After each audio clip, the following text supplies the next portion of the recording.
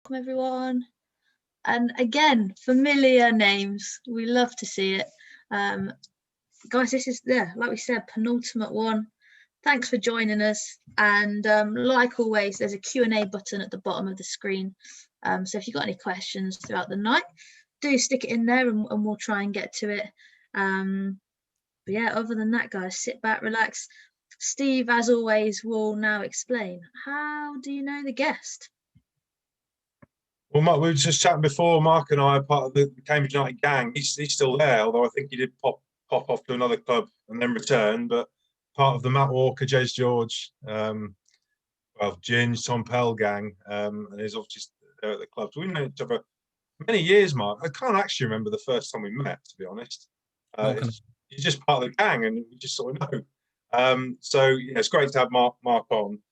Before we sort of get in, I've got a few questions for Mark, but some of you will probably recognise where he is. He's actually at St George's Park, and he's strategically placed himself, so he's got Gaza in the background. I quite like that. So, Mark, you're right to just tell us what you're doing there. So started the pro license on Sunday, so arrived Saturday night, and we finished the first part, if you like, today, 6 o'clock, 5:30. So been a really challenging couple of days actually, and a lot of time in the classroom, which has been great to be with some like-minded people and just be in a room with, I don't know, 30 or 40 people. I mean, it's been a year since that's been the case. So obviously spread out and behind a mask all day, which was quite challenging. Wow. But nonetheless, some really good guest speakers, some brilliant content, and some real good discussion. So I've wanted to try and get on the course for a couple of years, and managed to get through the application process this year. So I was really, really pleased with that.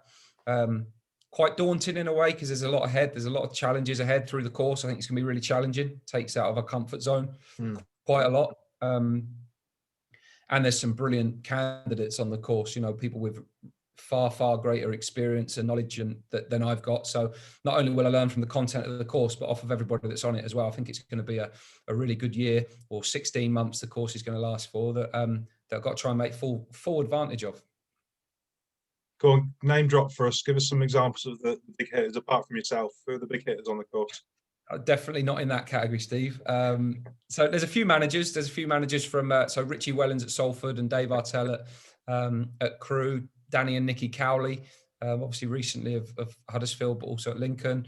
Under 23s coaches from different clubs: John Harley at Chelsea, Neil Wood at Man United, Dimitri at West Ham, Chris Hogg at Newcastle, Ryan Mason from Tottenham, Gifton Noel Williams, Dwight York, Kelvin Davis. There's 24 on the course, and there's a real good blend of experiences from academy backgrounds, first team backgrounds, playing and coaching backgrounds. So I think it's a nice balance, and there's been some good connections built early on, which is always, I think, a really key part of the course. Brilliant. Yeah, some good company to keep there. You're right to, I'm putting you on the spot a bit, but I know nothing about the pro license. It's not on my radar as a coach or a tutor. Just give us an idea of the modules, or kind of the program that you're going to be covering. Yeah, so we had some pre-course tasks to do around interviewing managers, and module 1, which is what we've just worked today, is all leadership and decision making. So talking through the big decisions that you have to make in leadership roles. What kind of decisions are they? How do you go to that? How do you analyze that process and review them? How do you challenge other people? How do you work with the people that are around you? Some real good content. Richard Heitner from Saatchi and Saatchi was one of the speakers. Gareth Southgate, Chris Houghton, John McDermott, all led parts of the last couple of days and shared their own experiences, which was excellent. And then other parts of the course. So between each module, we have to do different tasks. So now, between now and the next time we're back, we all have to study a high-performing team. Can be in sport, but doesn't have to be, but needs to be outside of football. Right. So I've got to now think about that and put a study in place to do that before I come back. And then we're starting to look at things like readying teams for high pressure situations, preparing for the big occasion. There'll be an involvement in the Euros if we're allowed to go to Wembley this summer and study some games. So there's match analysis tasks. So it's more about management, leadership, tactics, strategy, communication than it is around coaching. But I think it will be a really, really challenging course. Already today, they've prodded a number of issues that you think, oh yeah, I'm not so comfortable with that, or I haven't spent so much time on that, because it does take you a different place to a lot of the other coaching courses have done. Well, that was going to be my question. You may not know, but percentage-wise, what percentage of the course will be on the grass coaching, or would you not know? As far as I'm aware, there won't be hardly any. Right. It will all be around the other side of it. There'll be lots of analytical things. There'll be lots of evaluating modern trends, or how are different teams playing against different teams when we watch some of the games at the Euros, I'm assuming. So a lot of it will be around the planning phases for games, and the game plans and review processes, and all the surrounding bits around being a leader, coach, manager, rather than the actual on the grass putting on sessions.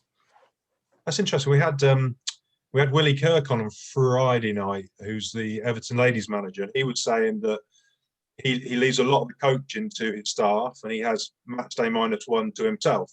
Where would you say you are in terms of a manager? Do you like to get your boots on and get on the grass? Yeah, I do. Yeah, I'm on the grass every day. I wouldn't say I lead sessions every day at all.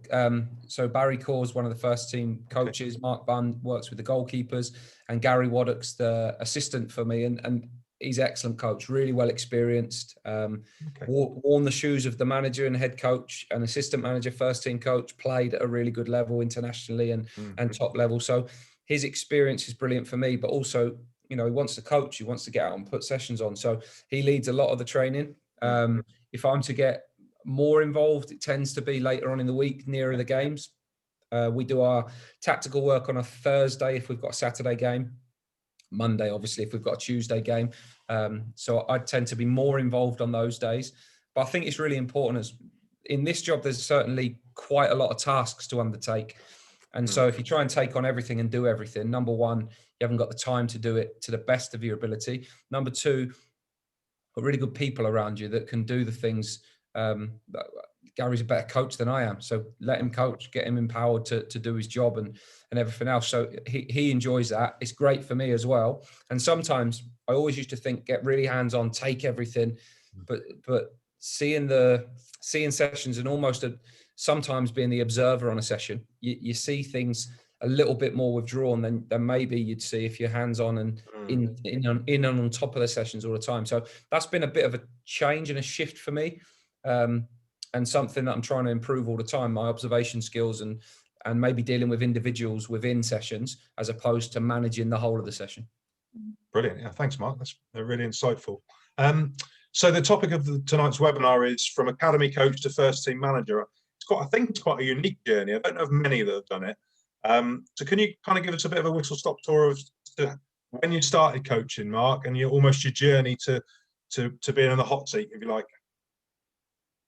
Yeah, I think it is fairly unique, and I never like talking about myself so much, but I understand that because it's unique, people want to hear the story quite a bit. So because it's my journey, I don't really see it as anything, but I guess it is different to a lot of people that have worn the shoes before, if you like. So from my perspective, I knew I loved coaching and leading, and I even look back to when I was at school, and if I could lead a session, or if I could take a warm up, or organize something, if there was an organization task in PE, I was at the front of it wanting to do that. So probably more excited about that than taking part, actually. So that never surprised me that I ended up going towards that. When I was 16, I left school and I'd had enough of, I didn't really want to carry on formal education.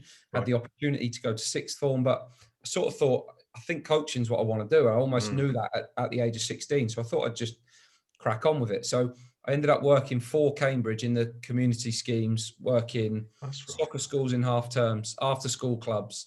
That first sort of rung on the ladder of getting your teeth cut and really working with young groups of players, and not always coaching as such, but managing sessions and working with children that just loved football or wanted to be there. So that was really good for me. And alongside that, I tried to go and watch as much as I could of the academy, or as was Centre of Excellence then.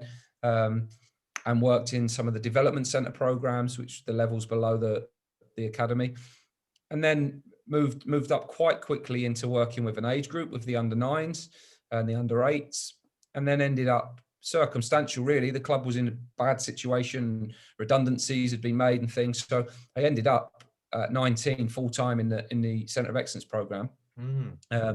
Really early on in my journey, but brilliant for me. And I guess probably that has been the story of my career so far. I've always done a job that has probably come earlier than I thought it would, and maybe that it should have come as well, because I hadn't had loads of experience to do it. But almost being thrown in the deep end in every job I've had has been really good for me, because you have to accelerate your learning and almost just find a way to cope and learn on the job sometimes. So that process of working full-time in the program was good for me. I then went in 2005 to Southend United, worked 6.5 years in the academy there, 9s to 16s, and came back to Cambridge in 2011. So in June this year, it'll be 10 years back at the club. Wow. Came to take the under 18s, did that. We were promoted to the Football League again, and became academy manager and went through the EPPP process of an audit. Then moved into first team coach and almost bridged between academy and first team. Actually did the academy manager's job and the under 21s type job at the same time for a year, which was really challenging. And then moved into assistant manager under 3 different managers, caretaker manager twice until March of last year, when I was appointed head coach. Brought the world into a pandemic, so didn't actually take a game for 6 months. Oh, wow. And then, yeah, in a funny way, you can't say it was good, because it hasn't been good for football at all, really, or for anybody. But what it did give is it gave a time that you never really get in football to reflect and plan in a level of detail and with the time frame that you never really afforded. So that probably helped when we started pre-season this year. We were really ready to go and knew exactly what we wanted to be. Wow, that's incredible. So actually, we've done you a disservice, Mark. The title should have been from football and community coach all the way through to first team, because I remember as soon as you said it, I remember that's where it started. So that's an incredible achievement. I would think that is unique. I can't think of many people who go from a football and community through to that. So probably. And I think the fact that Cambridge is sort of my town and my club, and I watched the team as a kid. That probably makes it even more unique in that situation. But it's also not lost on me that I wouldn't be in this position at any other club. That the reason that I've been in the club as long as I have, and I've probably ended up being the right person at the right time. It's all sort of fell into line, and it came around a lot sooner than I thought it was going to. But it's a real unique one. I understand that, and I know how lucky I am, because I also know all the things that I haven't got, skills and experiences that I haven't had, and therefore surrounding myself with people that have had those and have got the experiences and skills I haven't got is a major, major thing for me. You're lucky. I think you've more than served your apprenticeship. I think you've probably stepped on every single rung of the ladder, haven't you, in the football club? So it's a brilliant achievement. Thanks, Mark. To bring it back to present day a little bit, you're sitting nicely in second place. How was this? I mean, obviously the season sounds like it's going very well. Is it kind of a surprise, your second place? Are you overachieving, or was it the target promotion? Well, I wouldn't want to say we're overachieving or anything right now, because we've sort of, I think the best time to review something is at the end. So we've got 10 games to go, and at that point we can see what we've achieved and whether we've overachieved or not. I think the reality is we're obviously a club that hasn't been in this level of the league for a while. So for us, it's sort of new territory. We certainly weren't expected to be there at the beginning of the season, and we'd have bitten people's hands off to be in the race with 10 games to go. So it's certainly not comfortably sitting in second place, being honest, from where we are. Teams below us have got games in hand. We know that the table's going to chop and change over the next few weeks. It's a real challenge for us to try and stay in and around where we've got ourselves to. But I certainly think that we've made massive progress in the last sort of 12 months as a club, and therefore as a team as well. And I think that's really important to understand. It's never just one person or one part. Usually it coincides with a lot of things, and we've got a real stability. We're well run, we're well led. We've got an excellent owner, an excellent board, really good staff, and we've started to probably for the first time in a while have a bit of a common theme and a culture running through the whole club, which particularly this year, with the year that everybody's had, I think is a really good achievement. But whether ultimately we achieve something on the pitch or not will have to be determined at the end of the season. The one thing that we have to say is there's been huge progress already this year, whatever happens in the next 10 games. And therefore, wherever we end up, we'll have to keep trying to make that progress next year. That's just listening to you there, Mark. It's very similar to talking to Gaffer at Brighton. He's talked about the togetherness, the identity, and Jez. I think maybe you're nodding as well. Jez at Lincoln and teams that are having success on the pitch and have done over the last year or so. There's a togetherness off the pitch, so it's really good to hear. It's not always been the case at that club, has it? No, and you have to enjoy it when it's like that, but you have to fight to keep it like that, because things can change so quickly with people, with results. You have to hold your nerve if it doesn't go well. If you've got an idea of what you're working towards and you believe in it, you have to stick with it. I think that's really important, and those challenges will be ahead for us. But there is a real good thread going through the club at the moment where everybody's on the same page, and I think that stands us in good stead. It doesn't guarantee anything, but it does just make sure that you've got a chance of doing something.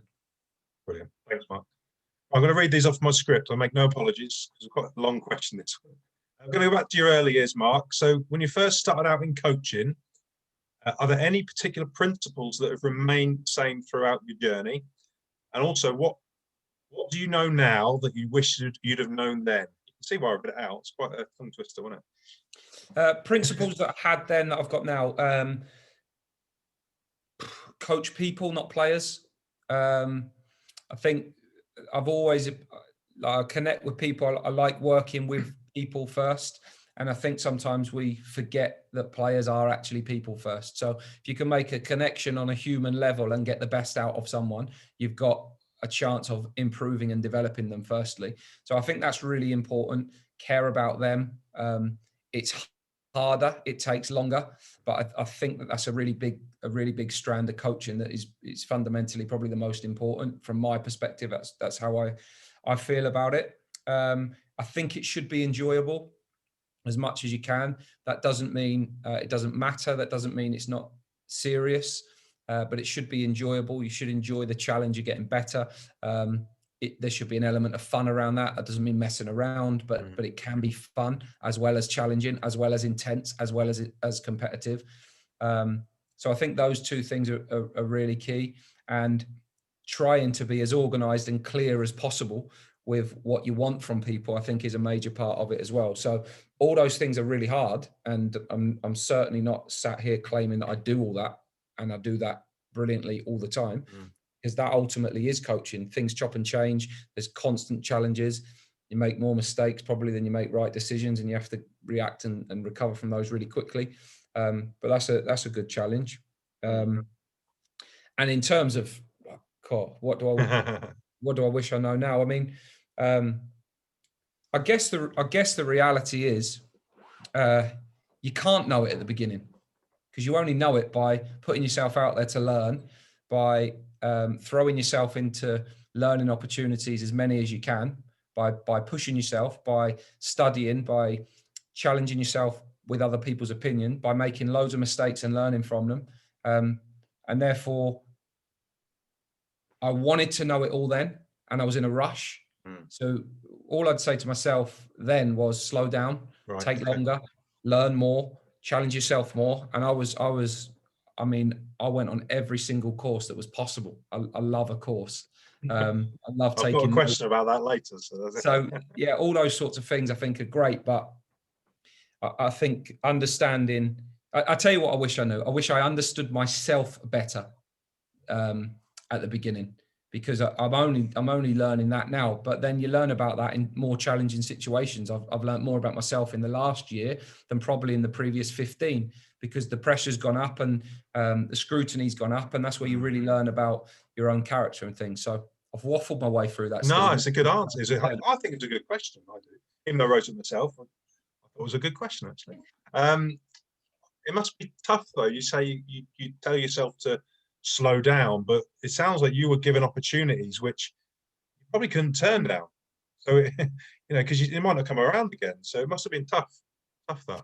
Yeah, I guess that's a fine line, isn't it? I mean, I do think if you're in a safe place, but you feel like you've got a chance of succeeding, you should take the plunge and just learn on the job. And there's an element of challenge there. But I guess I was always, so whilst I wouldn't want to turn things down in that respect, I was always in a job thinking, right, what's next? What's next? And I'd by no way conquered the one I was in.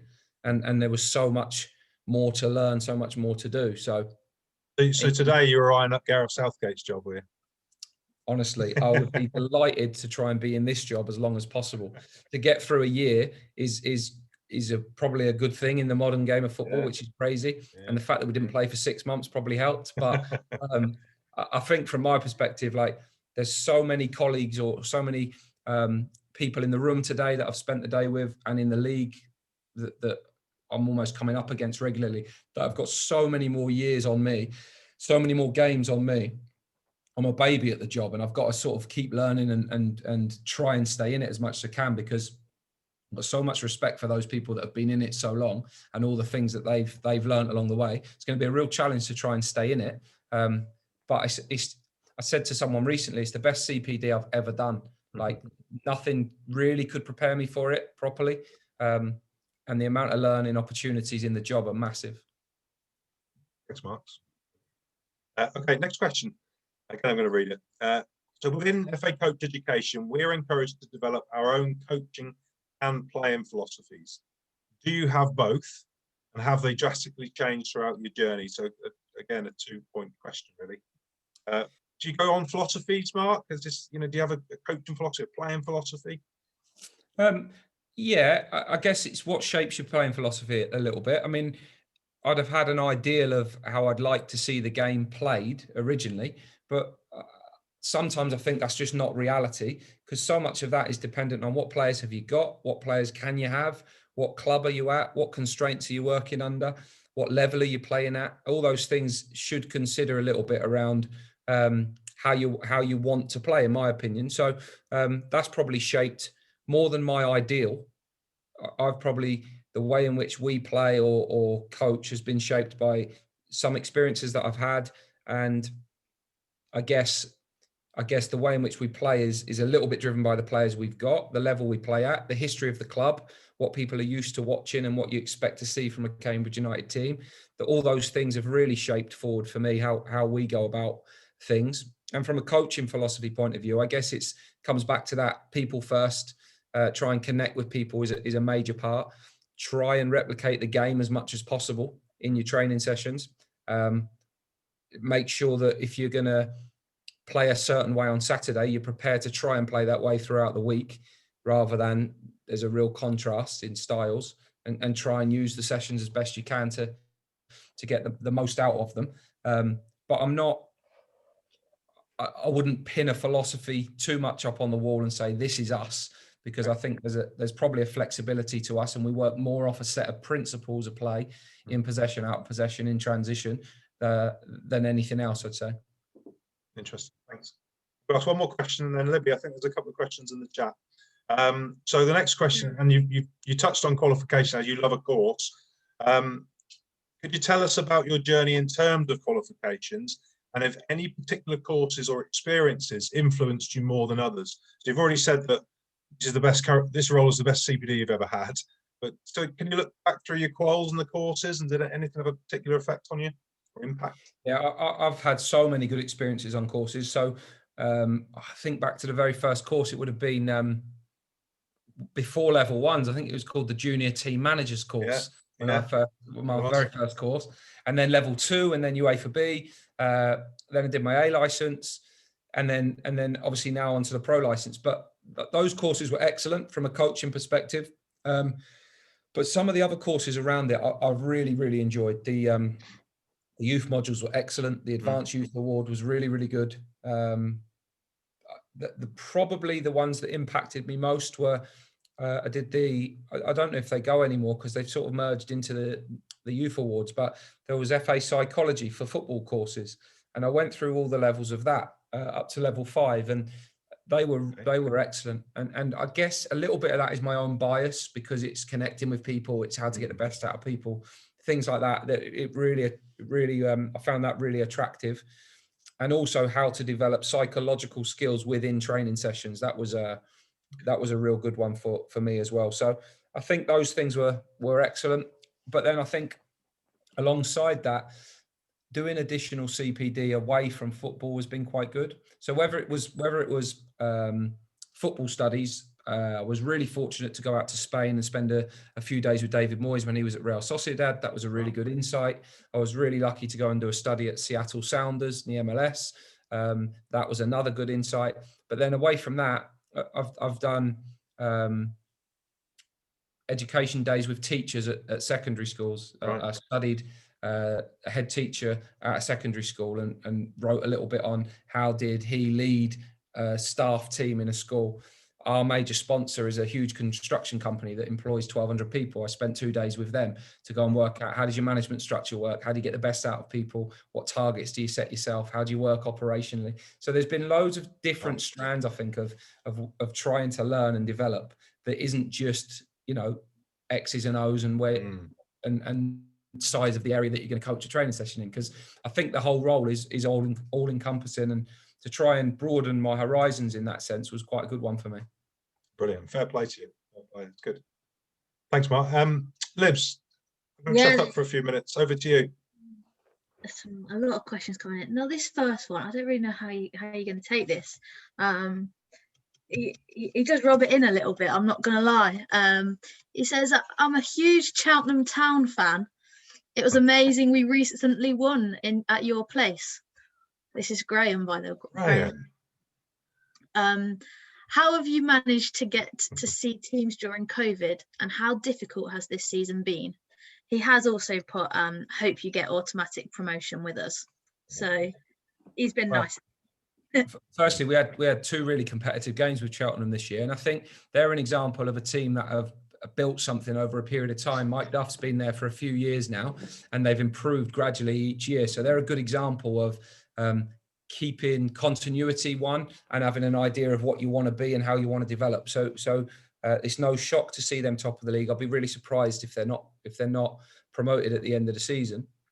And in terms of COVID itself, it's created a few different challenges. I think the most obvious of fans in a stadium, that's helped some teams and probably hindered others. We were talking about this earlier in the Premier League. You could probably see, I don't know, Liverpool probably wouldn't have had the home record they've had recently if there was fans in the stadium. So it probably hasn't helped them, and then it might have helped others that there haven't been fans in the stadium. So that's been probably the most visual and obvious impact. And then just from a day-to-day idea, I mean, we've been challenged in the fact that staff haven't got an office to work in. That creates a lot of problems, takes away so much opportunity to plan, reflect, have informal time together. And that's been really frustrating because you feel like you can't quite do your job to the fullest, which is tough. Players haven't always had changing rooms. You haven't always had access to the gym, lots of outdoor space. Our meetings take place in a cold marquee where we do our video analysis and the screen isn't as clear as you'd want it to be, and bits and pieces like that. So it's certainly had an impact in the quality of your work that you're able to do and the day-to-day life that players are used to and the match day experience. But I think the big thing that it's also had, and people probably don't give enough credit for this for players, because we're really fortunate to be able to go to work, to still have kind of a social experience at work, because you're with 30 or 40 people and it's enjoyable and you're doing what you love doing. So this isn't a moan in any way, because we know how fortunate we are. But at the same time, there's an expectation that players just turn up and have to be excellent every day and every game. And if they're not, why not? Because they're paid to be good. Yet there's no understanding that actually their day-to-day life has changed massively at work. And when they leave work, they can't see anyone or do anything. And just like everybody else, they are young people that are supposed to socialize, are supposed to go and see people, are supposed to enjoy life away from it. And it's become very cocooned into a little bubble where it's home and then to football. So there has to be some empathy from the leaders and the coaches that people aren't going to be at their best all the time. That's normal for all of us. And therefore we have to ride that out a little bit and accept sometimes that people dip or have low days and low moments, and rather than berate them for it, show a bit of understanding and try and help them get back on track. So that's, I think, the biggest implications that we've had from COVID.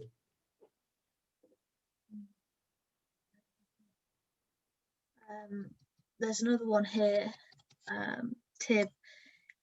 It's a great question. What are 3 standout qualities that have stood out the most for the best coaches that you have worked with?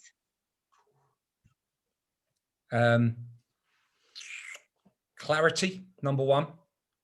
You know what it is you're trying to get to, and the message is very clear in your own mind, and therefore translated to the staff and the players. So being clear on what the end point is that you're all working towards, I think that's major.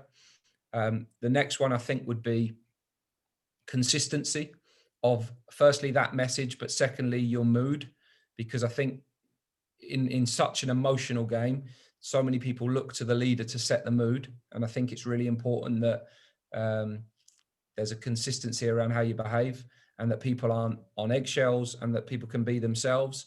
We talk about, as much as possible, it's not a competition on a Monday who can be the most upset or the angriest or most frustrated if you've lost on Saturday. Saturday's game, Saturday's story. Monday, you've got to be working towards the next game. So that becomes really important, and it's important as the leader to try and replicate that. So clarity 1, consistency 2, and then confidence or conviction, probably number 3.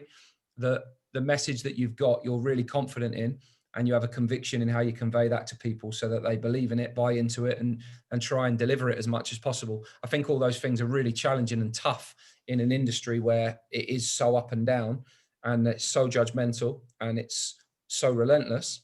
But I would say, over the time of working with different people and just studying other people from a distance, if I could have those 3 qualities, I'd be really happy. Libs, can I just ask a question off the back of that? Just on consistency, Mark, I'm interested in that. I'm intrigued about initially, directly after a game, whether you win, lose, draw, whatever. Do you have a consistent way of doing things directly after a game? I.e., do you have 10 minutes? Do you not talk? Do you, what does it look like for you?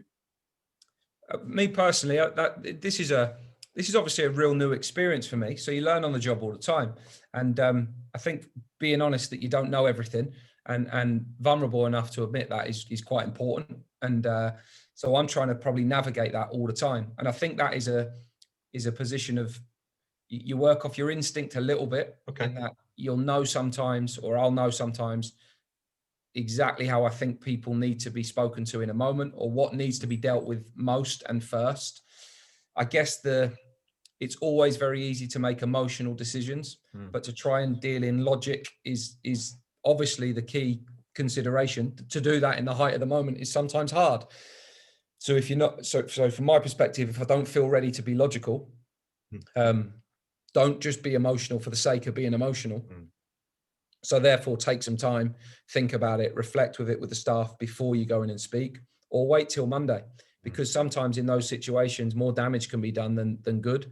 So if you're not sure what to say, or you're not sure you're right, or you feel there's no value in that, then I'd probably hold fire and park it.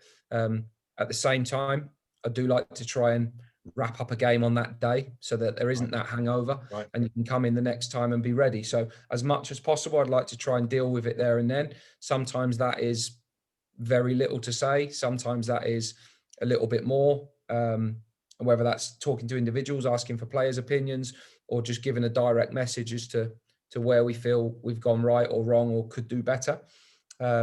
And sometimes it's reflective of when are you going to see them next, and when's your next game. If you've got a Tuesday game, you don't really want to be reviewing this game on Monday. You need to be ready for the next one. If you've got the whole week, it might determine things a little bit different. So yeah, I think part of coaching is adjusting and adapting and thinking on your feet. And look, in the end, you're only ever giving your best guess to anything. And you hope more often than not, you pick the right way. That's good insight. Thanks, Mark. Carry on, Libs. These questions are great. Keep them coming. There's another one here. Stuart says, do you have a short, medium and long-term plan for your coaching career, and the same for your team? Long term's really difficult, I think, because it's a bit presumptuous to think you'll be somewhere long term, because ultimately if the short term isn't good enough, then you probably won't be. So I think it's really important for the club to have long-term objectives. I work with Ben Strang, head of football. Ben's job is really to manage and oversee the long and medium term around recruitment of players, but also the longer term strategies of how you develop your academy analysis, sports science provision, all those sorts of things, which is great, because I think when you're the head coach, you've got a game in 3 or 4 days all the time. It's really hard to look beyond the short term too often. If you don't concentrate on the next games, you're only ever a few games away from a crisis, unfortunately, in the real world and the way people react to things. So from my perspective, I think it's really important to deal with the next game.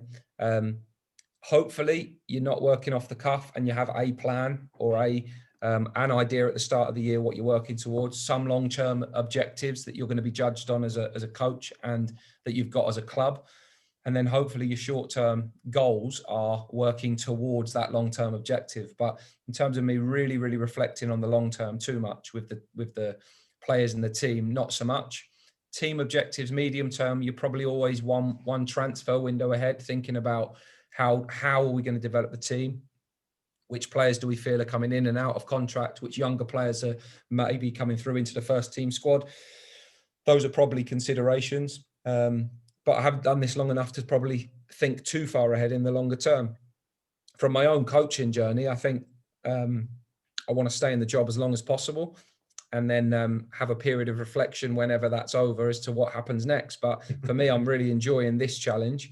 I've obviously just started a new course, which I want to develop my knowledge and understanding on, and just try and get better. And I think that's the biggest goal I've got from my own coaching education, is to soak up the knowledge and experiences that I'm having, soak up the knowledge and experience of people I'm surrounded by every day, but also come into contact with other clubs, and just see where that takes me. I'm chasing knowledge and experience, really, and then I sort of believe everything else will look after itself. Great answer. I hope you're all right with this. I'm just cracking on with these questions. Oh, carry on. They are fantastic. Chris has got one here.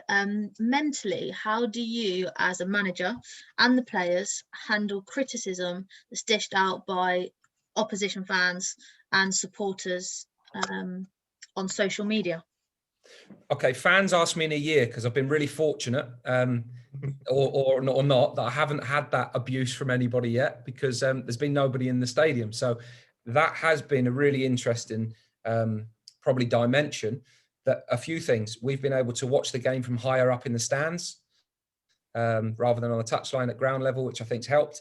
And your decision making isn't blurred emotionally by the noise that goes on around the ground. Now that's a benefit, but there's plenty of negatives to not having people in the ground. Not only the fact that economically it's no good, you need that real push from people in the ground, but ultimately stadiums aren't built to be empty. The whole point of a club in your community is that your community can come and watch. So I'm certainly not saying it's good that there's nobody there, but that has been an issue I haven't had to deal with yet. In terms of social media, there's a real fine line there, because I think social media is a really important way of connecting with people and giving them an insight into the club. So it's important to have some sort of presence there. And from a player's perspective, I have to say I feel sorry for younger people in some ways, because I'd probably call it anti-social media nowadays rather than social media, because some of the behavior that goes on there is outrageous. Some of the way people correspond with each other and communicate with each other is just completely wrong. And the platforms have to develop a way of stopping that, because it's just wrong. You wouldn't speak to someone in person like people speak to people online, and I think it's outrageous. And as a manager, you see DMs or emails arrive in your account of people's recollections of games, which very, very quickly get deleted, because firstly, you can't afford to take those negative influences on board. It's too much to carry. You have to be pretty pretty strong character to ignore that. It's inhumane to be able to just block and take out every little bit. So from my perspective, it doesn't affect me because I don't really read into any of that. So it isn't something that I have to carry the burden of. You're always aware of any issues that are surfacing around there. And I think, look, the difficulty is we probably all are a little bit keener to have a look when we've had a win than we've had a loss, or put a message out when it's gone well, but not so much when it's gone badly. And therefore that creates issues, because if you're going to take the love, then you've probably got to take the criticism as well. So there's a challenge there, and it's up to us to educate young people and players, particularly, how to best manage that situation, but to cope with all the content that comes your way as well, because it has to be said that some of it isn't very friendly and isn't very kind. Or And do the players? oh, sorry, Libs. Carry on. Apologies. I was just going to ask: do the players get much, not training, but are they told by the club how to react, or are they left to their own sensible minds? Well, I think firstly, every club would have a media policy and a way in which you should and shouldn't behave, and things you should and shouldn't do, and people sign up to that, and that's kind of fairly standard practice. I actually think we have to do more to educate young people through academies, through schools, but also as leaders or parents or teachers. Actually, sometimes the players or the young people or the children's knowledge of what's going on or how to use certain things is greater than the adults, and therefore we probably have to educate ourselves to be aware of actually what is going on, and what are we exposing these young people to, because sometimes we don't even know, and these problems and things are going on in silence. So I think we have to do more in that to try and educate people how to deal with it, but we actually have to do more to educate people how to behave properly online so that it isn't such an issue. And the companies themselves have to put an end to the ridiculous situations that occur around things that get said to people, which is completely wrong. Sorry, Libs. Yeah, before we started, I was asking Mark about Saturday, and Mark was saying that they were 2-0 down within 11 minutes, and you referenced the Homer Simpson gif of him going like backwards into a bush. There's a fantastic social media gif of two dogs, like really angry dogs, barking at each other with a gate in between them, and then the gate opens and they just stop barking and they're all nice. And that's just, for me, that's social media. It's brilliant. It just sums it up, because people say stuff on social media they would never say to somebody's face, and remarkable. Yeah, that's a really good insight, Mark. Thanks. Libs, I'm going to ask James Rudman's question because he's kind of nicked it from me inadvertently. I'm sure he didn't know. So James has asked, Mark, after working with the youth teams, do you have an eye on bringing the club's academy players into the first team? My question is very similar, but I was actually going to say, after working with the youth team, and now it's managed brilliantly by Tom Pell, I had to get that in, is there kind of a target for you to bring players through? And can you share some success stories, Mark? Targets, yeah, I think you have some loose targets, but I think you have to be a little bit careful of those KPIs, in that you don't just look. It's easy to get players in the team, easy. You could do it easily if you wanted to, but the idea is you've got to try and bring players through that can contribute towards a winning team. That's the key bit, and expose people gradually to those experiences. So at this current moment in time, we haven't got much representation in the team with youth players. Now, part of the reason for that is I think the bar's gone up quite a bit this year, and obviously we're having a more successful season, which makes it a greater challenge for players to really go and jump in and contribute. Having said that, in January we sold Harry Darling to MK Dons, who's made 60 odd appearances in the first team, maybe 70. I sort of, he made a number of appearances throughout the time, but I when we first went into caretaker charge the first time round, I had 3 games and put him in. Second time round, 7 games and played him in those. And we've had him in the team quite a lot this season. And then he's made the club good money in January, and again potentially in the future. So he's a real success story of someone who's a local boy that's come through the academy, integrated himself into the team, and then become a regular in the team before moving on and up. And I guess that's everybody's intention. of what you want to try and do. Now, the other side of that is sometimes players leave your club to bigger clubs before they reach the age of the first team players. And that can also be an outcome for your academy. So whilst those players aren't recognised and seen as products of your youth system, because supporters externally and people on the outside don't know that that's happened always, there's obviously different avenues in which you can judge whether you're successful or not. Certainly having taken the youth team and managed the process of trying to get players in and around the first team, there's a definite intent and a will for us to develop young players and move them into the team.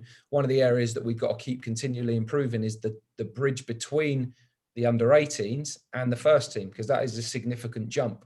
And we have to keep developing a club in terms of facilities and programs and everything to make sure that those players are supported as best as possible to get into the next level. So that's certainly something that we're working really hard to improve. We've got an excellent academy, really well respected, compete really well in younger age groups, and are continually improving. And when we go through any audit process, I think the quality of the work and the organisation and the staff is always given great credit. So we're really proud of that. Ultimately, the big jump we've got to make is getting that pipeline of players that can really contribute to the first team. So that's obviously one of many targets that we're trying to work on at the moment. Do you use a loan market, Mark, with young players? Yeah, and this year's been a nightmare for young professionals because obviously every league below the National League now has finished their season. So if you've been a young pro this year, I think it's been the toughest year ever. It's a really tough challenge anyway, getting those loans right. We have a partner club in St. Neots in the non-league Step 4 that we sort of, Barry Core, who's on our coaching staff, manages that team. So we have players that go and play there and go on loan there. That's good because we try and keep as many of them together as possible. But that season finished a long time ago. So for those players, it's been really challenging. And for a longer period of time, you couldn't organise additional games yourself. So at the moment, we've organised additional games for those players. But for a large part of the season, those boys weren't playing football, which ultimately is the fundamental thing to keep them developing. Really tough times. I've got a couple more questions, and I think there's a couple more from the guests. From the viewers. So I think Matt's on actually, but we've had Jez, Matt Walker, and Terry Mason on, and we were talking before the call, weren't we, Mark, about how it's such a small circle of us have gone on different directions. Can you give us? I think obviously you still work with Matt. Can you sort of give us an insight into your working relationship with Jez, Matt, and Terry, because they've been previous guests on here? Yeah, definitely. I mean, Terry, haven't worked for a long time, but we worked together at Southend and Cambridge before then. Brilliant goalkeeping coach. Had an excellent journey since we worked together and done lots with the English FA. So yeah, someone that brilliant character and real competent goalie coach. And haven't worked together for a long time now, but regularly stay in touch. Jez, similar, gave me lots of opportunities here. Was the manager when I first came of the club and took the under-18s, and then really backed the ideas around the academy that we had and was a real driving force behind making sure the academy existed in the non-league, but also continue to thrive going into the Football League. And Matt's been at the club alongside a few of us for a long time now, and a bit like me, has held a number of roles within the club and now head of performance with the first team, and excellent practitioner with the players, really good mood, and when talk about consistent characters, he's one of those. And I think sometimes you can underestimate the importance of that. People that understand your club, that are really good people and consistent characters that go the extra mile. When you're in a club like ours, you haven't got huge resource and you haven't got lots of people, so you better make sure the people that you've got are willing to dig the hills in and work hard, and are really talented at their area, but aren't afraid to get involved in other areas. And I think that a lot of our upbringing in a number of us, the fact that we've been here when we had nothing, stands us in good stead, because even though still compared to some, we've made massive improvements, but we're still a long way behind people. You don't take for granted what you've got because you know how far we've come in a short period of time. And people like Matt and Tom Pell are major parts of that. And I think in the fabric of your football club, you need as many people like that as you can. That doesn't mean you shouldn't have outsiders, because you absolutely should. You need as much diversity as possible. You don't want to get into this group mind where all you ever hear is the same things from the same people and you all agree with each other. You need challenge and difference and all those things. And we have to keep developing that diversity within the club and bringing in expertise and experience from elsewhere. But if you can have a thread of people running through your club that understand the very core of it and what you're going towards and have a real connection to the area, that's why right now the club's got a chance, because from owner through the board, through the head coach, through the senior staff in the club, that's what's running through it. Now, don't guarantee us anything, but it's a really good start point. When I was there, the phrase which I'm sure is still used was, "We are Cambridge United, not Man United." I've said many a time in the office. That's it. Last one from me, Mark. Do you have any role models in the coaching or management profession, either one, two you've worked with, or more high-profile figures? I don't think I have any particular standout person that I think, because I think I've always tried to learn off everybody I've worked with, and I've worked with and for so many different characters and so many different types of coach, but you learn off of all of those. So that's been really good experience for me. The different people I've worked with. Hard to say role models, because I find it hard to say a role model that I don't really know. I might have the media's perception of them in mind, or I might have seen something or a film on them. I always, growing up, absolutely loved Bobby Robson. I was so drawn to him. Anytime he spoke, anything, I thought he was engaging. Everything you ever saw or read about him, he talked about being a really good person that hooked people and connected with people. When he got ill and passed away, you saw the reaction of the kind of person he was by how people reacted. And I always thought to myself, God, wouldn't that be amazing to have that sort of relationship with people, that they felt like that about you? So I guess that was always a big pull for me. But from any other side, I guess I've tried to learn from as many experiences that I've had and people that I've worked with. And in the end, you've got to be authentic, and you've got to do what you think's right and be yourself, because as we often say at our place, be yourself, everyone else is taken. I think in the end, if you don't act yourself and you don't do it honestly, people will see you a mile off, and people will work you out really quickly that there's not an honesty to you. And I think you've got no chance of connecting with people if there's not a consistency and a truth about who you are. I like that phrase. I'm going to use that one. I'm going to borrow that one. Libby's just written it down. I think it's Oscar Wilde. Is it? Oh, no, it's not that. It's Mark Bonner. Claim it. Brilliant. Libs, any questions from anybody? Yes, there are some questions. There's one from John here. On a recent webinar, a professional player said that they much prefer playing with a crowd because at the moment they can hear every single instruction from the coach. Is this a consideration for your coaching staff? Well, firstly, I think that's a really unique, that's one person's story. So for that person, someone else will say the opposite. I love the freedom of not playing in front of a crowd. I love the fact when I make a mistake, I don't hear however many thousand people groan, or I don't hear every heckle from the crowd. That makes me feel a little bit freer. So this is the thing I always felt as a coach. I could stand in front of the group, say what I think, and I could manage everybody's mindset. And ultimately, I have to accept that there's 20 people looking back at me, and everyone's got slightly different thoughts and feelings and a mindset about everything. So everybody's different, firstly. Obviously, his experience of the coach that he was referring to is clearly a big instructor from the outside and gives lots of information.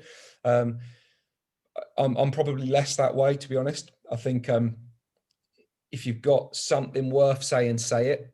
If you're just shouting because you're anxious, shut up, because you're probably annoying everybody. And everyone will turn around and stick their thumb up and give it that, but they haven't heard what you're saying, most likely. So, yeah, I think that's probably a unique story to somebody else. Ultimately, whether people like or don't like playing in front of a crowd, we need to get playing in front of crowds again really, really quickly, because otherwise football's not going to last much longer. So that's the first thing that's really important. We then need to actually manage the process of, we've gone a year now. When we first started, it was like, oh, this is strange, playing in front of nobody, and well, we're going to have to adjust to this and create our own atmosphere. Well, it has just become the norm now, and all of a sudden it will be a bit strange going back to big crowds in stadiums. Now, Gareth Southgate mentioned today that potentially, I think it's the third game of the Euros, we could go from 10,000 to 90,000 within game 3, which could be the game that hinges whether we go through or not. Now, what impact might that have on players as it goes through? So we've got to prepare them for the return of fans. And then I think always, as a coach, you consider your behaviour on the touchline, what you say, when you say it, how you say it.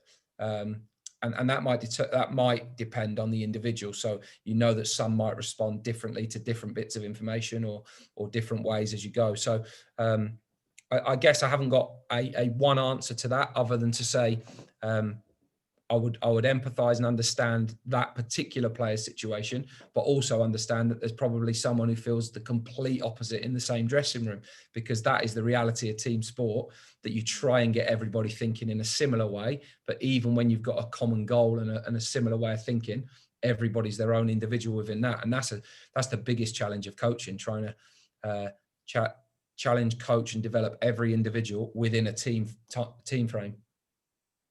Yeah, so good.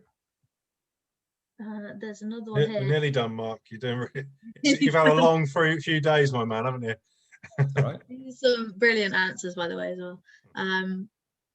There's one, this links to quite a few of the webinars that we've had, talking about the start of academies. So the question is, having seen every level of the club, do you feel players are recruited into the youth system at a young age, and should academies start at an older age? We've discussed this quite a bit, haven't we, Steve? It's come up a few times, yeah. Interesting. Yeah, that is an interesting take. I mean, I think, being honest, I think it depends on what the environment is that they're going into at a young age. If it's high pressured, not fun, and too strict and too organised at a young age, then it shouldn't be. It shouldn't exist, I don't think, because I don't think it should be like that. Football should be fun at every level. It should be engaging. It should be social. It should be varied. Yeah, there can be an element of structure and learning and teaching within that, but I do believe that there should be a huge amount of freedom in there as well. For some players, some of the best younger players want that challenge, want to be with the best other players. So that is actually sometimes what they need as well. But I think kids at all age groups need to not be layered with too much additional stress and pressure. That's probably one thing I've learned over time, that you have to make sure there's an element of fun and enjoyment around things, and learning, of course. But I think the pressure can start a little bit too quickly, and probably part of that education is around parents and everybody else that surrounds people, to make sure that you understand what the journey is. The percentages of players that join academies and become professional footballers is incredibly low, and people should know that a little bit more. And when you go into academy, do it to improve and love it and have loads of really good experiences, rather than at 7 and 8 years old trying to become a professional footballer. I think that's a long way off, and quite quickly I think you can turn people off of football and learning and enjoyment if you put that pressure on people too soon. And do you miss the younger age groups at all on a personal level? Yes, I do. Yeah, I haven't coached below the age of 16 for quite a while. So the youngest age groups, I think when I first did it, I was very good at it. I don't think I'll be very good at it now, because it's such a long way from the age of person I'm coaching now. I don't know if I'd have the same level of patience and engagement. I was younger then, and therefore I felt like I probably couldn't kid around as much as I do now, and I'm probably a bit too detached from that age group of players. I used to love coaching like 13, 14, 15-year-olds. I thought they were so engaged at that age, and you could make huge progress with people during that time. And then working with like the 16 to 18-year-olds, again, really similar. I think there's, especially when you start full time with people for the first time, there's massive jumps you can see in people's development. So I do miss that. I miss the process of having a little bit more time between games. and being able to review individual performance. Yes, have a team frame. Yes, try and win and develop a team that's good and all those things, but ultimately just see individuals progress, and trying to implement a little bit of that in a first team environment is what you want to do, but ultimately you're judged on the outcome, and that's a really different stance from working in academy. So a completely different challenge. But I'll never probably be able to get away from the fact that I want to try and make people and players better, or the best versions of themselves, because that's the journey that I've been on to get to this point. So I don't really want to ever lose that. And I think ultimately in coaching, that's fundamentally what your job is, isn't it? Make people better and try and get the best out of people. So you try and use all the resources and people around you to try and do that as best you can. So good. Well, we've hit 8 o'clock, and again, I think these just go quicker every time. Mark, thank you so much for coming on. It's been an absolute pleasure and breath of fresh air. I don't know about you, but brilliant. No, it's been fantastic. Thanks so much, great. Mark. When we first spoke, you said that I'm going to be coming from a match with St George's, so we can do a Q&A. You know, I won't have any prep time, but Q&As are tough for an hour, aren't they? Yeah. Especially when you don't want to know what's coming. They did really well. Thanks so much, Mark. Really appreciate it. My pleasure. Thanks a lot. Mark, you were saying, "Oh, I won't be on my best. Won't be my best. I've had a busy one." Come on. Thank you. That wasn't your best. For everyone who has listened in, that it's been something of value in there, because ultimately that's why you do it. So yeah, hopefully it's been worthwhile for people, and thanks for having me on. Definitely. Good luck at the weekend against Thanks a lot. Forest Green. See you. See you, Mark. Thanks a lot. Take care. Bye-bye. Thanks for coming. Be yourself. Everyone else is taken. Mark Bonner, 2021.